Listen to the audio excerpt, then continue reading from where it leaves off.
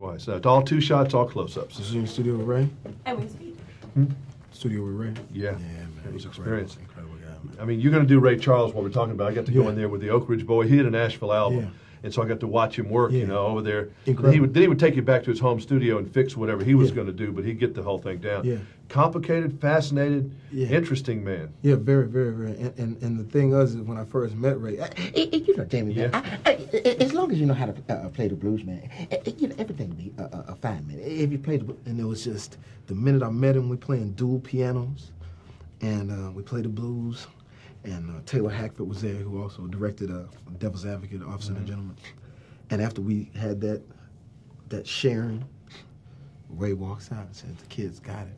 And we went and we made a great movie. It's a great film. One of the greatest concerts I ever saw, I think, was Ray and his big band when he used to have the Raylettes and the whole deal. It has to be. Boy, that has was strong. to be. It's incredible because people don't realize how significant he was. I mean, if you look at Quincy Jones, and everybody looks at Quincy Jones as being, you know, in which he is the biggest producer to ever live, the guy that taught him was Ray Charles. And we touch on that in the movie when Ray is within his mind cooking in his first apartment in Seattle, and Quincy, a young Quincy Jones, is back to trying to figure out notes.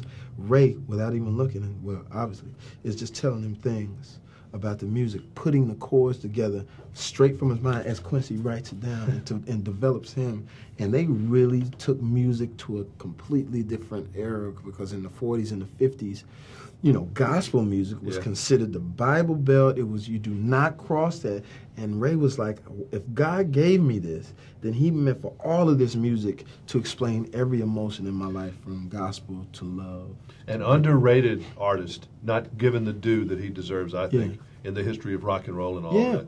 Well, here's the thing. He got so much due, you know, in his career, 50-year career, and that when he did the Pepsi thing, it's like when you look at it like this. It's like when I look at, like, people I grew up listening to, like Lionel Richie or Babyface. For kids now, you know, that's like, wait, who's that? You know what I'm saying? So if you look at how Ray came through every single decade, you know, it was just an amazing thing.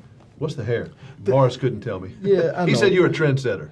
Yeah, I don't know what the hair is, man. You know, maybe it'll get a laugh. I'm not one to talk about hair. Yeah. I mean, you know, me and Morris got rid of ours. But it's all good, you know. It's all good. I'd like to have some hair. I'd be fine. Yeah. You know, I used Ray Charles music. Hit the Road Jack was one of my ones that I used to use. And boy, it was bad to do that for girls. But Hit the Road Jack. Now, you're a woman magnet. I know that. Women just are on you, you know, just all the time. It's for the knowledge that I give them. Is that it? Yeah. I haven't used that line, but that's a good one. Knowledge. For the knowledge. Okay, Yeah. do you have any, I know you can't probably tell us any good breakup stories, but did anybody do anything like go postal on you? We've had situations where we both went postal at the same time. Yeah. That's when it's bad. I've had one screaming out my condo. Yeah. No, not good.